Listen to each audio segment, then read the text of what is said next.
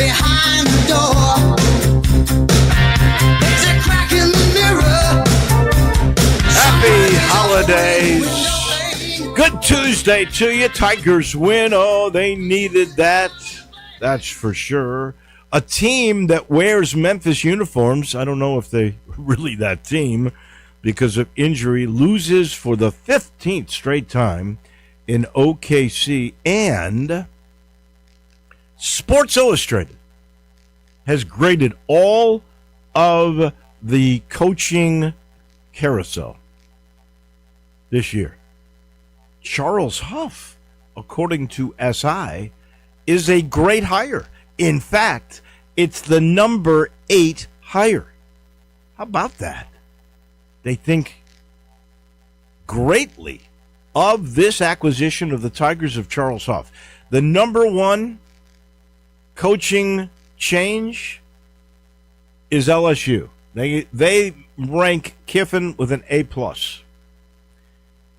James Franklin to Virginia Tech, that's 2. Eric Morris, how about that, out of North Texas? That is graded as the 3rd best coaching change in America. You got to see that, but Morris was very successful at North Texas. And then the 4th comes from the American. It's John Sumrall going to Florida. Then Jim Mora, the old guy, going to Colorado State, 5.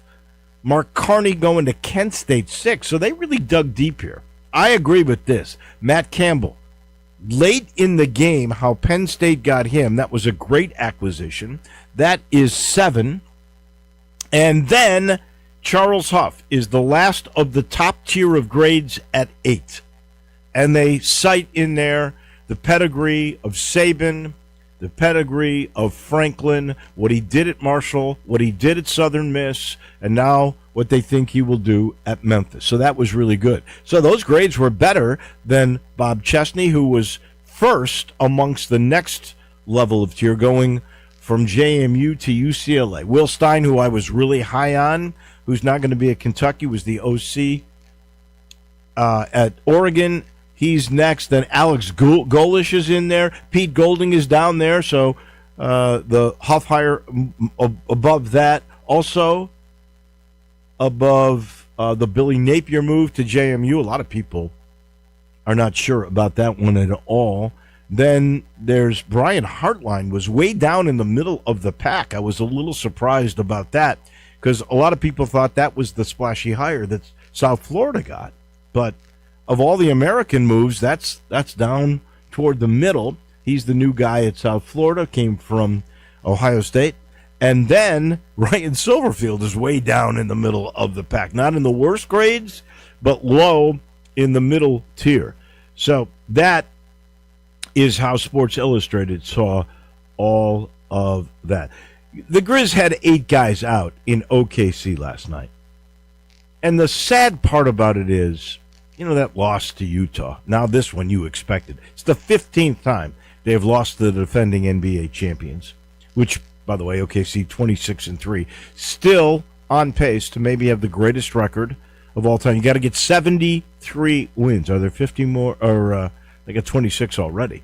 Can they get to 73? Would be the big question. They own the Grizz 15 in a row. So Memphis now 13-16. They had a chance. If they had not lost at home to Utah, they had a chance to be 500 at Christmas time. But then they lost to Washington. Now, tonight, I'm a little surprised at this. Are you, Landon Schmidt, are you surprised that tonight in Utah, and back with Pete and Brevin on FanDuel, this was on Peacock last night, 3.5-point favorites? Would you have made the Grizzlies, with all these guys out, losing at home to the same Utah team just a few days ago? Now they've lost, 3 in a row. Would you have made them the favorites at Utah tonight? I don't know. My instinct tells me no, because we just suffered a terrible loss against the Wizards. We lost to Utah last time, so we're losing to bad teams. At home, you lost to Utah. Now you got to play him at the elevation. Yeah, I don't know. If I were to favor them, honestly, it would be 1.5. And that's best case scenario. I might even go 1. Yeah, I would, but just for the sake of the half betting. Yeah. We're going to talk, by the way, today. Steve Ehrhart's going to join us here in just about 2.5 minutes. Ron Higgins, we go down to our SEC historian. We'll talk college football playoffs, and then we'll talk a lot about the Tigers' win over Alabama State last night. It was so great to see Tony Madlock. By the way, his son now is playing in Germany, so he's a pro. You know that Tony last year with Alabama State, he did something no Alabama State team had ever done. They won a game in the NCAA tournament. I know it was the first 4, but it's an NCAA tournament win. This year his team is picked 4th in the SWAC. They lost 8 guys. They do have Memphians, and the guy that really impressed me the most last night was former Tiger from Somerville and Fayette-Ware High School, Demarion Dink Yates, who played 23 minutes, had 12 points, 9 rebounds against his old team, had an assist, had a steal. He was +2 on a team that lost by 21. That was impressive for sure. But the Tigers took care of business. They should have beat this team. This is not a good team. I feel bad for Tony. He could still win the SWAC. He probably will, knowing him. And he's got some athletes on this team, but not good enough to beat Memphis. That line, by the way, was 19.5 last night. The Tigers covered, which, that's not been their MO. They actually finished last night. They got the Ashton Hardaway story, to me, is a really good story. Ashton last night, listen to this line, 15.7 rebounds, 3 assists and only 1 turn. This guy was a turnover machine until about 5 games ago when his father sat him down and said, look, I don't need you to be my creator. I need you to be a catch-and-shoot guy and be an overall around guy. If there's a hole or an outlet that you can go to the hole with and they get the pass to you, great. Don't try to create. And since then, he has not turned the ball over. Oh, and by the way, last night, 5 steals, 1 block. He was terrific on defense. 23 points for Doug McDaniel. The guy hit 7 threes. That ties his career high. You get back-to-back 18 points out of Curtis Gibbons, who comes back from injury, and that's what he does. And he hit a couple of threes last night. In fact, 3 of them, 3 of 6. So he's bringing something to the table. Had a couple of rebounds. He had 3 steals in the game. Zach Davis. Now, Penny didn't say this, but he had to have suspended Zach Davis for the first half. You don't sit a guy the whole half and then start him in the second half, and he responded. 9 points, 2 rebounds, 2 assists, and a steal. 17 plus 17 in the half. He played 13 minutes. He didn't play a second in the first half. So I think there was some lesson there. I'm not sure 100% because Penny did not say that. That was my sense of it. So the Tigers scored the most points. They hit 13 threes. That is their high for the year as well. And maybe, and this is a team they're supposed to beat, so you can't take too much out of it. But thank goodness they did win that game and snapped their 3-game losing streak. So 5-7, nobody would have said that, when we were talking about what the non-conference would look like. And remember, they were 10-3 last year going into league play. They still have one more conference game in February at Utah State in Logan, Utah. But other than that, nobody would have said 5-7. I think you might have said 8-4. You might have said even 7-5 because it was a very difficult non-conference. But nobody would have said 5-7. Who knows? Maybe they will get their act together. One last note, and then we're going to be joined by the Big Cheese, the head honcho of the AutoZone Liberty Bowl, Steve Ehrhart, and that is Monday Night Football. Brock Purdy, I don't think he ever gets his due. He threw more touchdown passes, 5 in a single game, since Steve Young. Pretty impressive last night. And now the 49ers are 11-4. If they win out, they could be the number 1 seed. If the Bears at 11-4 win out, they could be the number 1 seed. They play Sunday night in San Francisco.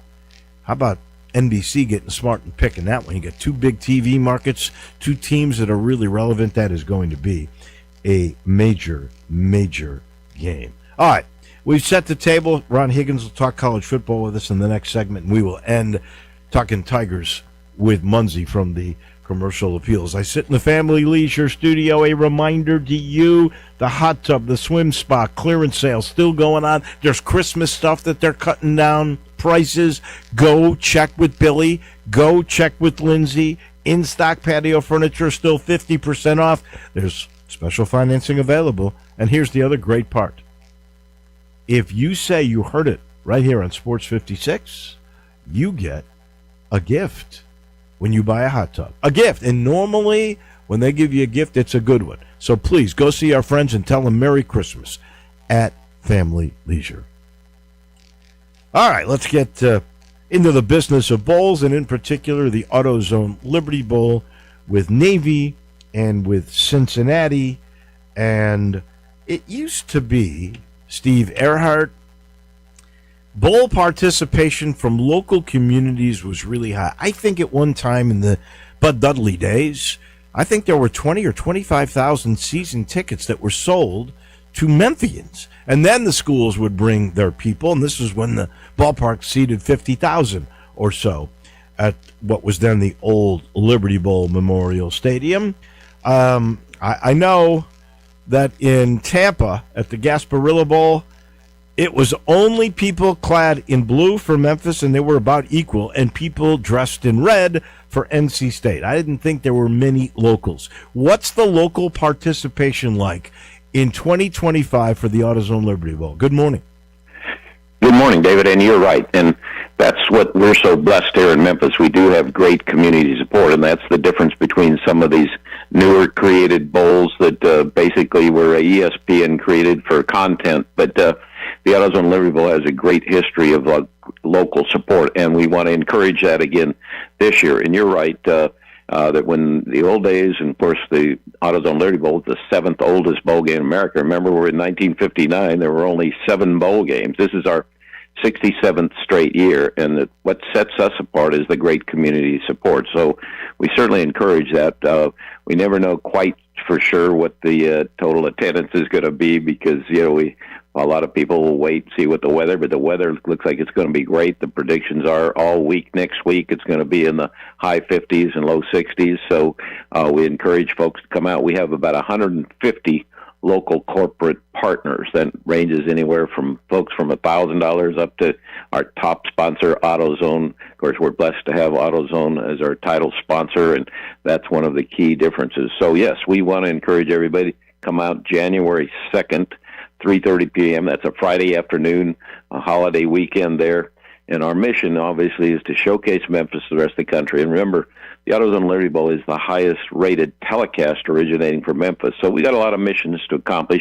Economic impact here in Memphis, folk coming into town, spending their time and money here at the restaurants and the hotels. So, yeah, we really do appreciate this local support. And right now, I think we're running in the mid 15,000s of folks who've already bought their local tickets, and still we encourage people to come out as well. That's good, 15,000 local, and now it's up to Cincinnati and the Navy to sell the rest, and they should bring people. Hey, here's just a question off the cuff here. What's the? I would have to think AutoZone is your most important financial revenue stream because I know they pay really good money to be your sponsor. Is it tickets after that, or is it all that you just said, like 150 local sponsors? You guys do an unbelievable job of getting local sponsorship. Yeah. Is that the second biggest revenue stream, or is it tickets? How does that work? Dave, roughly it's a third. Really?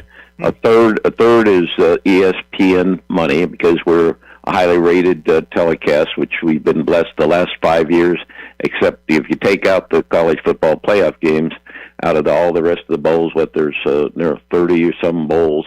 We've been in the top 5 every year. Last year we were the third highest rated bowl. We only got beat out by that Alabama-Michigan game and the primetime Dion against BYU, and so we're way up high there. So about 1/3 comes from television money, about 1/3 from our sponsor money, and 1/3 from ticket revenue. So that's kind of our magic there. And again, it's such a key time for all of the bowls this year, where there's been enough talk about the negatives, but now I think it's time to talk about the great positives.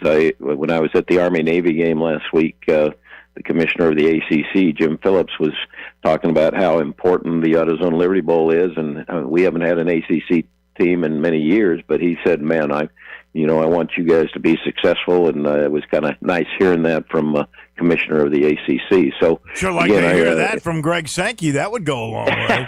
well, and we did hear that from him when we were at the SEC championship game. They ended up, getting 5 teams up into the playoff, and so there just weren't enough teams to go around. But we're very, very pleased to have a top 25. Navy's been ranked 22nd one poll, 23rd another, 10-win team coming off a great, exciting win, and the enthusiasm of Navy is really strong. I mean, the Navy contingent, they're coming into town next Monday. They're going to arrive and stay the 5 days there. They'll be taking over downtown. They'll be in the Peabody for their team. They're bringing 110 players, and of course all the rest of the contingency led by the Marine General, who is the first Marine General in the history to be the superintendent of the academy. It's always been an admiral before that, but he's coming in with the team on Monday the 29th. They're going to be having a great week here in Memphis. I know they're on that Monday they're going to be going down to BB King's for dinner. Then on Tuesday night we're having a welcome event for them. We're going to feed them at the museum. They're right there on Beale Street, and then there'll be guests at the Grizzlies game against the Philadelphia 76ers. There'll be some competition there on the court with some of the football players being basketball players, and then they've got some other plans on New Year's Eve, and then we have the parade on Beale Street. This year we're on the parades on January 1st. So folks in Memphis, if you still want to get your entry in the parade, the local, whether it's a car show, a float, or just a community group, that is on television there. That steps off at 3 o'clock on January 1st. So the Rose Bowl parade's in the morning and the AutoZone Liberty Bowl parade's in the afternoon. And then we have the gala and the bash on Beale Street that night, and then have the pregame buffet starting at noon on Friday, January 2nd, and then kickoff is at 3:30 p.m. Friday afternoon, January 2nd. Should be a great day to invite folks to come, and hopefully, and again, as you mentioned, Dave, stressing the fact that we need to show great local support, because that's quite frankly the difference, as you mentioned, with some of the other newer bowls that were made for television. Ours is a community event, and we do an awful lot of things throughout the year. We just finished the high school all-star game, and we had our summer event. So, again, we appreciate the local support. You think Navy, and I don't know, and I'll ask Joe Dank, who will be with us tomorrow on the Business of Sports, what the number was for the Army-Navy game, but do you think they bring a national audience? And this is one of the better teams I think that they have had. And you look at, you got Heidenreich is their number one receiver of all time. Of course, they've changed their offense a little bit. You've got Teska, who's one of their all-time best running backs. They've got Blake Horvath. I'm not saying he's Roger Staubach or the guy they had a couple of years ago that I think had a cup of coffee in the NFL as a defensive back. But he's a really good player, and early on he was in the conversation for the Heisman. This is a special team. Do you think they bring you a national presence?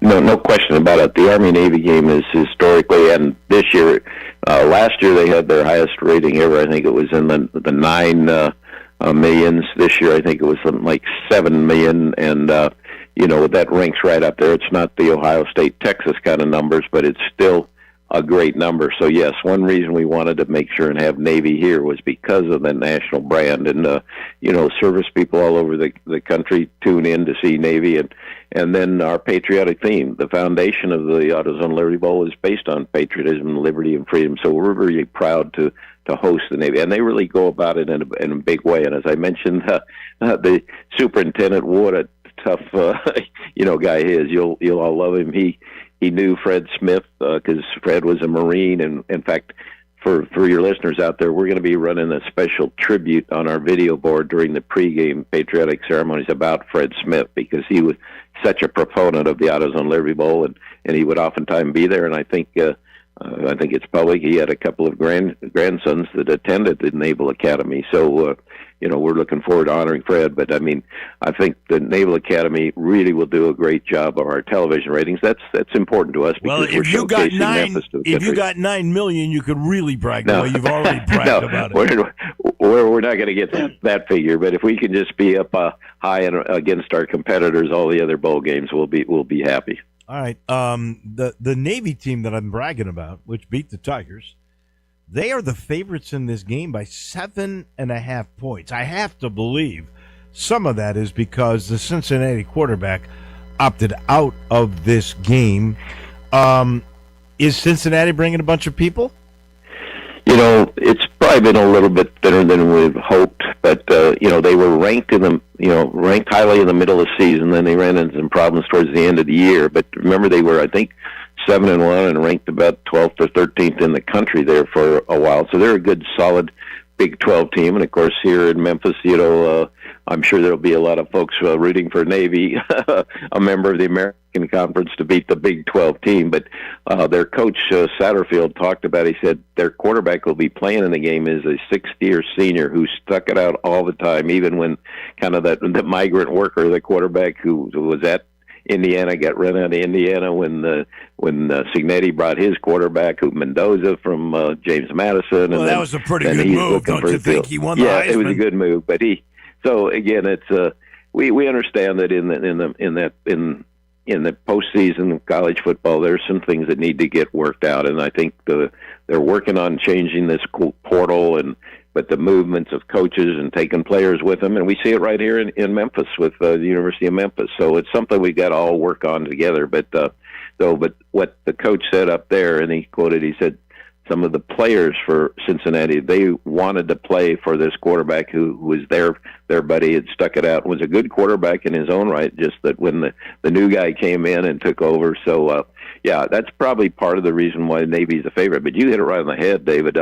This Navy team is a fun team to watch. I think they have something like 30 seniors, and of course those guys are they've already got their assignments to be out on, whether it's out on submarines or aircraft carriers or, into special training, SEAL training and so on. And what a great bunch of young men. And I think that's where we're proud to host the Naval Academy here, as well as Cincinnati. Of course, Navy got a lot of publicity there with the Army-Navy win, that exciting win there in the last few seconds there of the Army-Navy game. And what a great spectacle that Army-Navy game is. So we're proud to host them. And Cincinnati's got a great band, 300 people. They'll be staying out at Graceland, out at the guest house there, and they'll be headquartered out at the Hilton Hotel.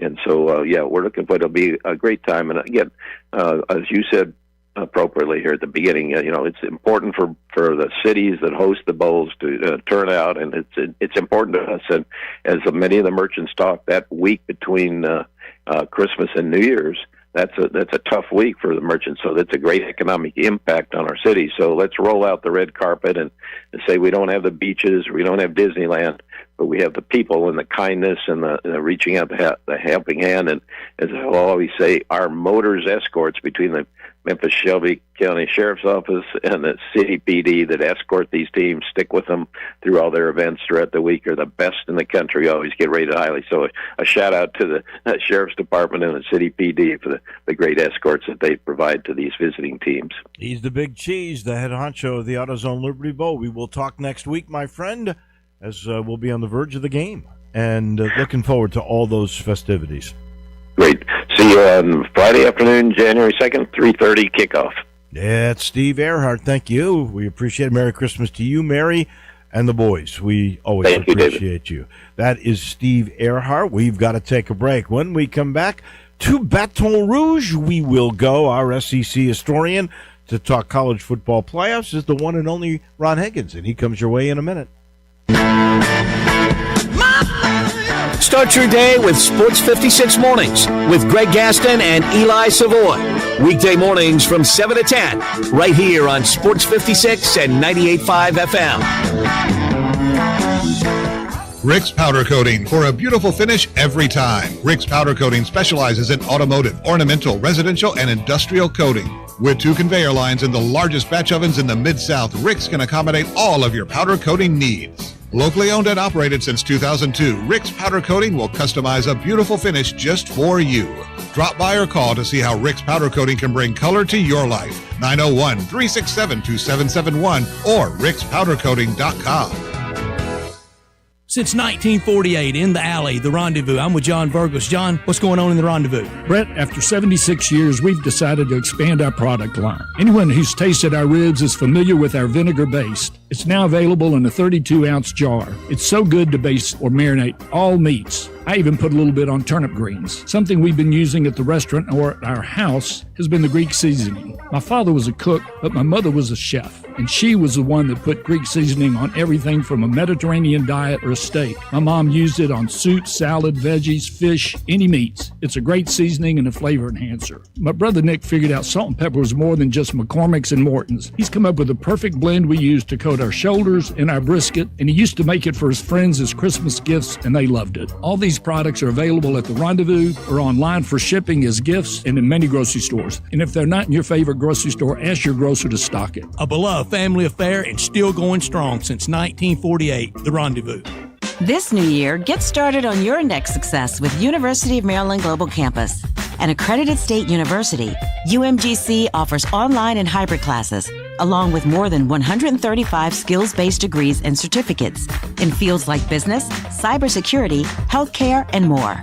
Gain the skills you need to achieve your career goals. Apply now and save with no application fee. Classes start January 7th. Learn more at umgc.edu. Certified to operate in Virginia by Chev. Progressive knows road trips without your pet can be tough.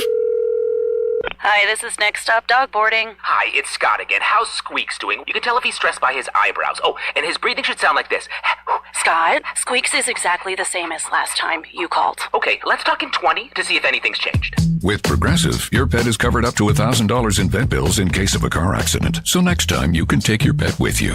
Progressive Casualty Insurance Company and affiliates, not available in all states. Coverage for dogs and cats is included with the purchase of collision coverage and subject to policy terms. Welcome to Triumph Auto Sales, where you'll have a great car buying experience. Triumph Auto Sales is your #1 source of quality pre-owned vehicles ranging from lease returns to new car trades, all at huge savings. Plus, Triumph has a full array of financing options to meet your needs. Find your next car online at triumphautosales.com or stop in today at 4875 Elmore Road. Triumph Auto Sales will help you get the vehicle you want at the price you need and the service you deserve. For a great car and a great experience from a local and family-owned business, visit Triumph Auto Sales. Now back to Wolo and Friends on Sports 56. Here once again is the voice of the Tigers, Dave Woloshin. All we hear is Radio Gaga. We head to Baton Rouge. Our SEC historian, Ron Higgins, standing by. And Merry Christmas to you and Paige and all of the family. I know you're getting set to have a great Christmas dinner, but we got lots of college football, that's for sure. Let's start with last week. Were you surprised that Alabama reeled off 27 straight points after falling behind 17-0 to Oklahoma to win that game? And if you look at their numbers, you go, how did they win that game? Yeah, it's crazy because I thought Alabama would win the game, but I didn't think they would get down 17-0 and win the game. I was stunned that happened. And I'm sure it kind of, for them, it gave them confidence going to the next round. I mean, they played horrible against Georgia, and people were saying, let's get rid of the board if he loses this game. And I'm sure when they were down 17-0, most of the state of Alabama was ready to pack its bags for him. But they came back, give them credit, they came back and won that game. Oklahoma's never been really good.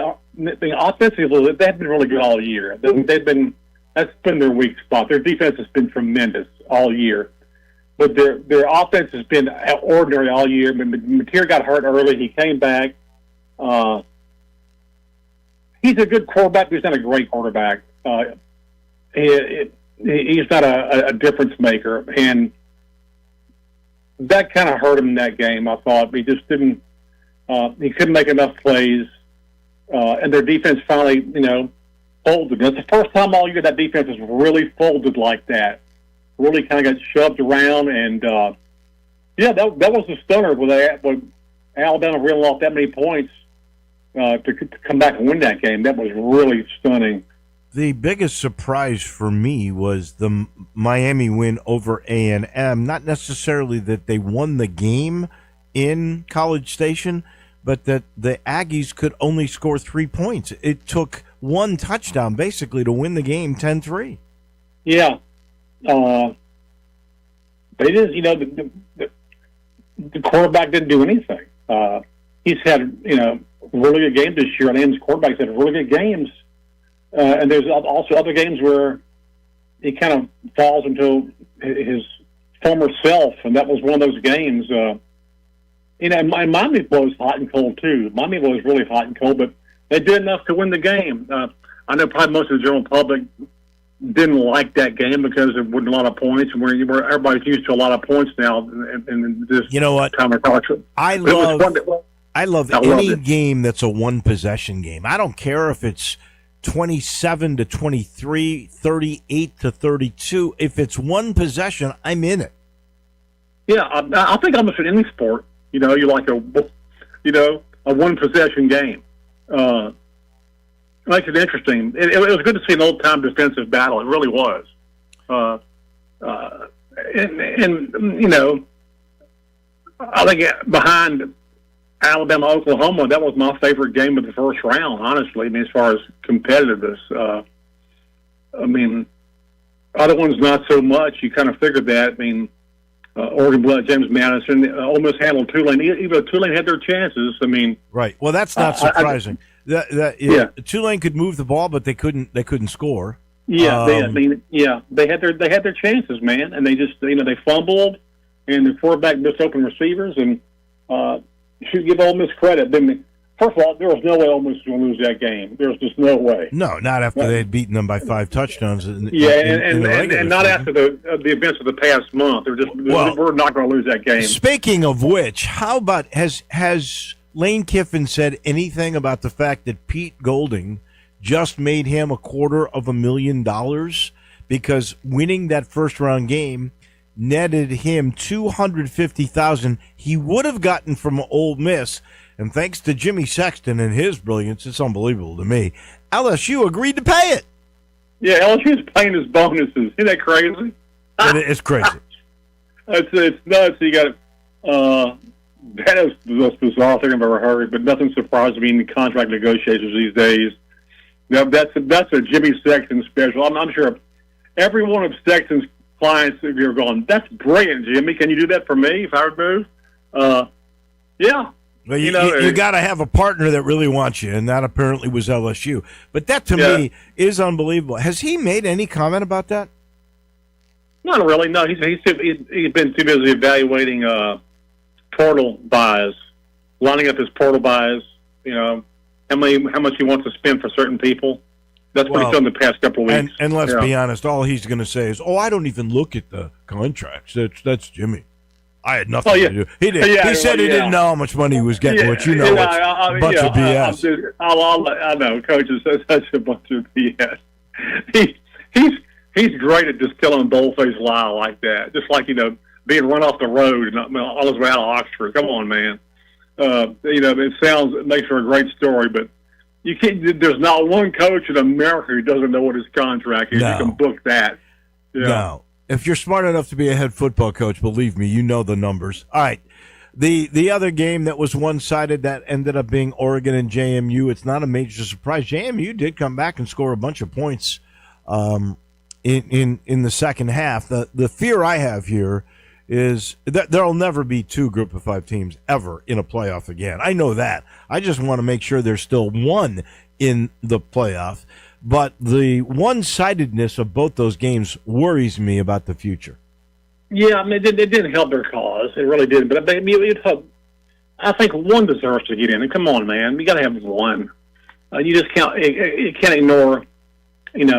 Most of college football are not Power 5 conferences. Okay, there's like 4 of them. The rest of college football are Group of 5. So you got to have the best of the Group of 5 in there somewhere. Look, It's in the bylaws. This wasn't a Group of Five's fault. This was ACC's fault. Okay, they didn't have a champion that was worthy enough to go. I mean, Duke lost 5 games, and won the championship and beat Virginia. We was favored. This would have never happened if Virginia had won. Right. So we can't blame a Group of Five on that. That's the committee. I mean, that's just it's by the bylaws. That's the way it goes. I know. It all kind of conspired against Vandy, Texas, Notre Dame. And if they had 16, there wouldn't have been an issue. But that's water under the bridge. I just hope that collectively the college football playoff powers that be, which are the SEC and the Big Ten, that they go, all right, just even for PR sake or for fear of litigation, they're going to allow at least one of the Group of Five to have a seat at the playoff table when all the expansion takes place. Let's get into this week's games. I don't know that there will be a blowout in this week's games. Let's start with Miami and Ohio State. That's the biggest line difference in the whole gamut of these quarterfinals, and that's the Cotton Bowl, where Ohio State is 9.5 over the Hurricane. That's a big spread. I guess because Miami's so unpredictable.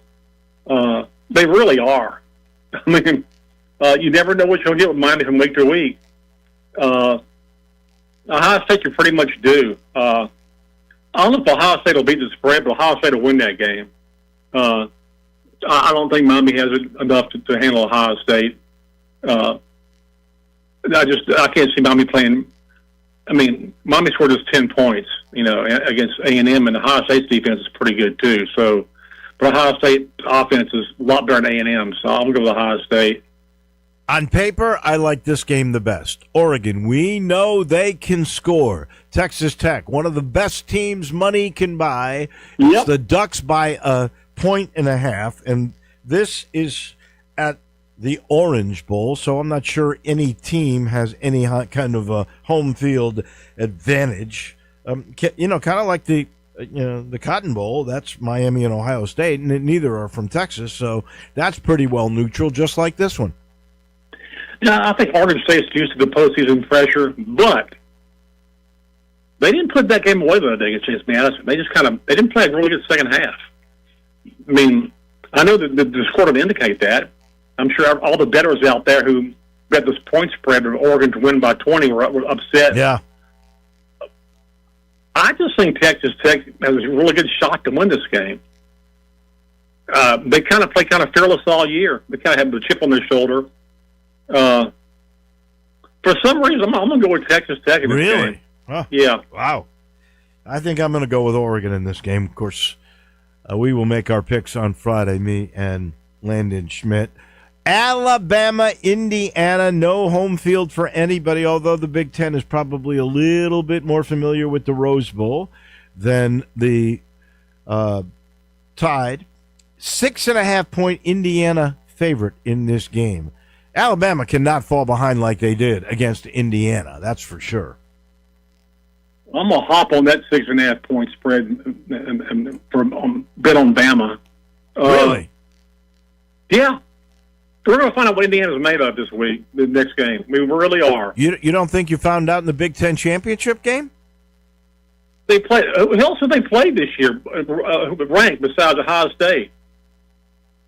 I mean, not really anybody. I mean, they're good. Make no mistake. Heisman Trophy winning quarterback.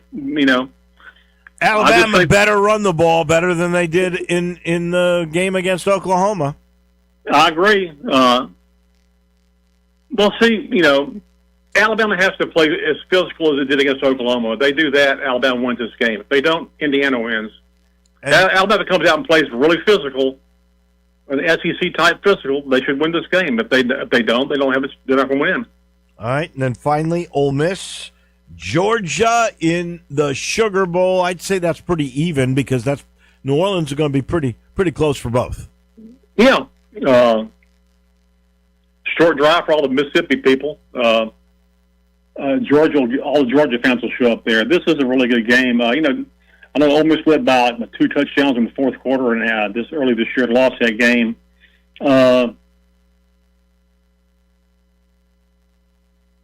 Does not having Lane Kiffin mean much at all in this one? I mean, they Ole Miss showed you that they still had a very potent offense without Lane Kiffin. Does it mean anything at all? Yeah, I think it means something at all. But they also have Charlie Weiss calling the plays, which really helps. And yeah. So their offensive coaches.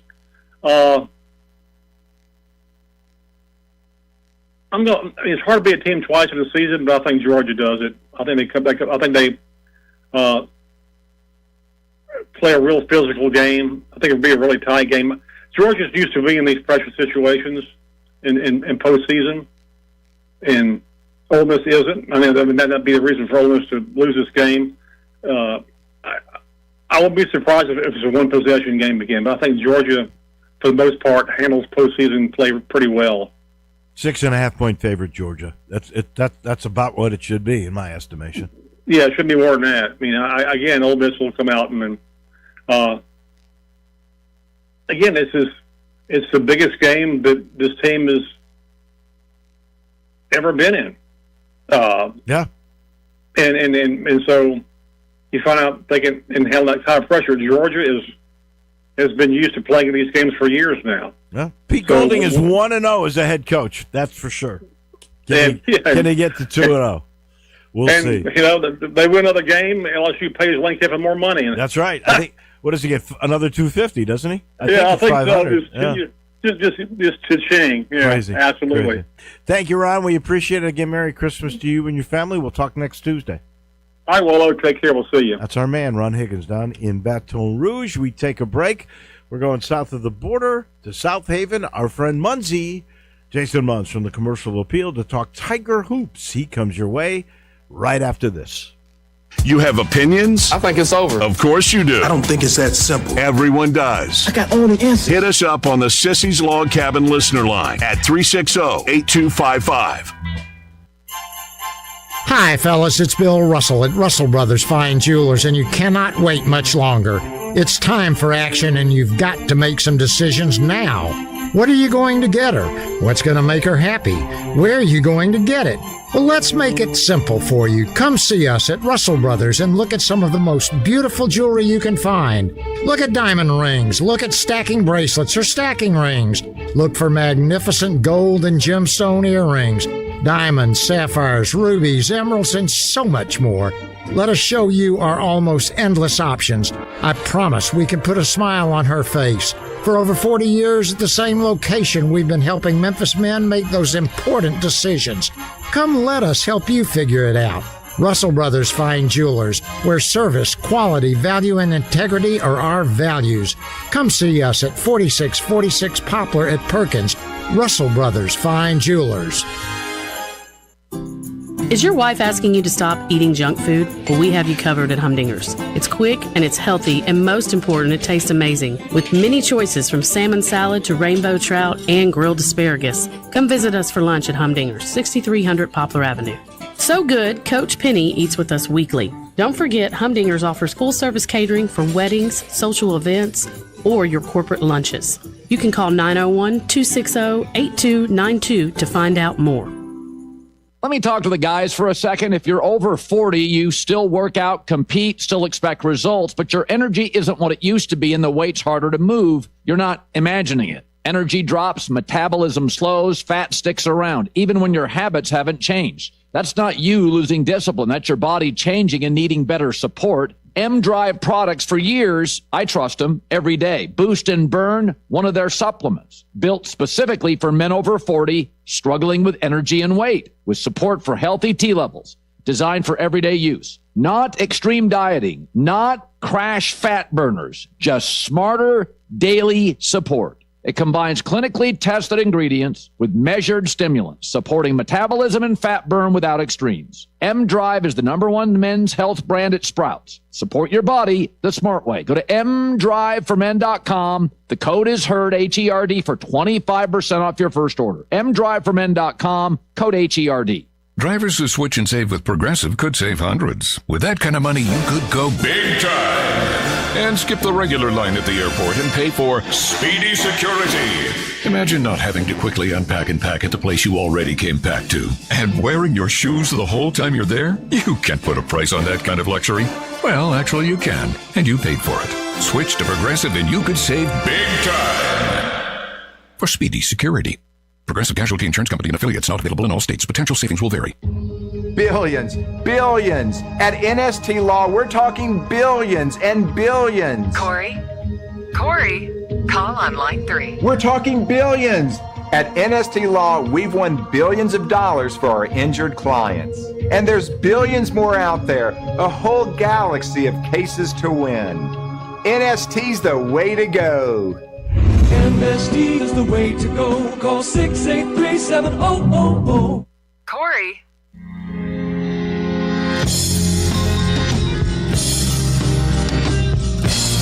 Now back to Wolo and Friends on Sports 56. Here once again is the voice of the Tigers, Dave Woloshin.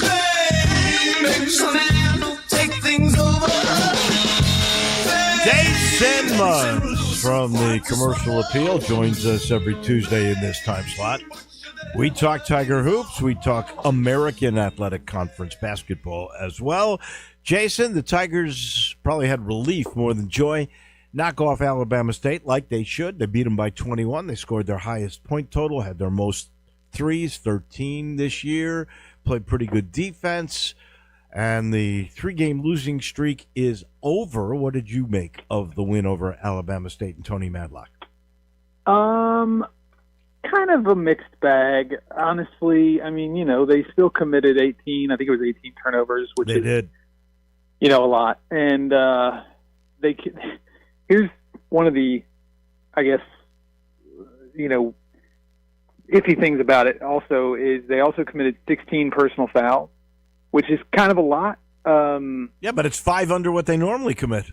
That's exactly what I was going to say. It's like it's the third fewest in a game this season, which is not, again, that sort of puts it into perspective about how just not great these first 12 games have been. But there were encouraging things too. I mean, Ashton Hardaway had probably his best game as a Tiger across the board in his career as a collegiate player.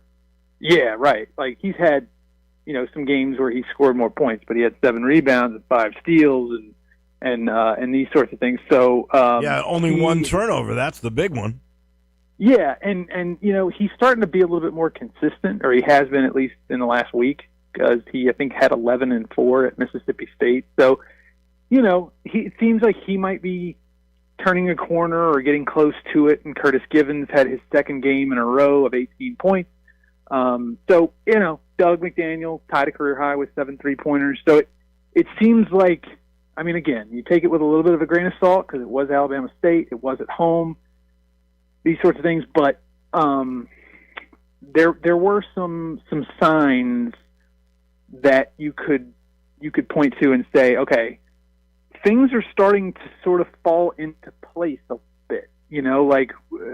Having Curtis Givens back takes some pressure off of Doug McDaniel. It frees him up to be more of a scorer, and Julius Bedford as well.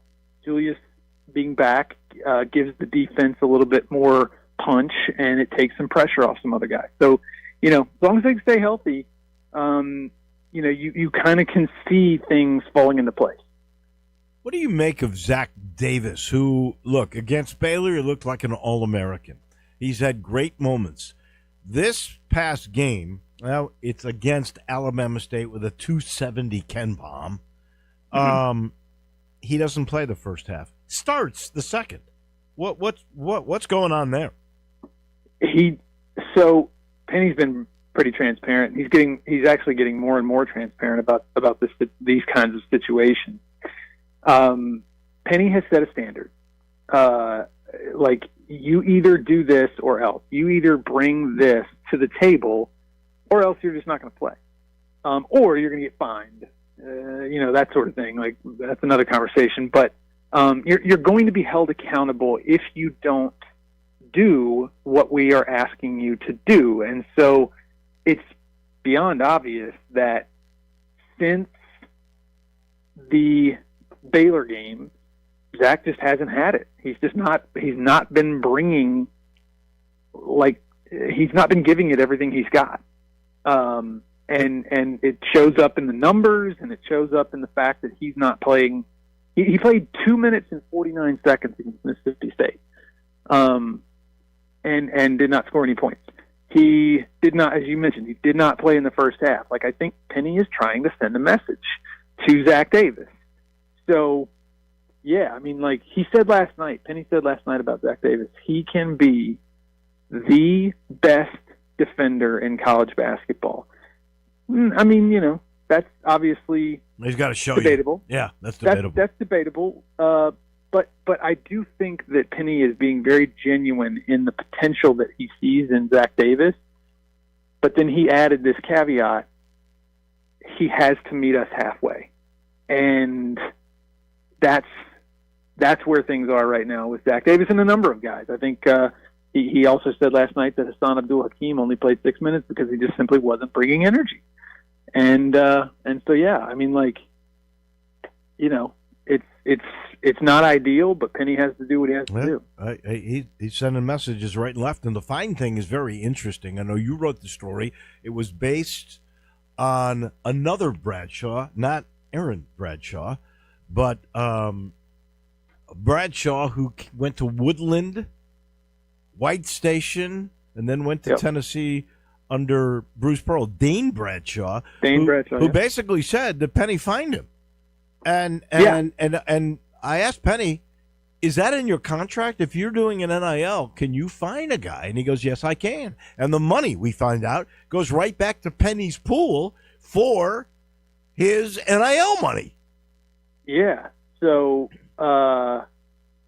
yeah, I mean, that was pretty much exactly what Penny said.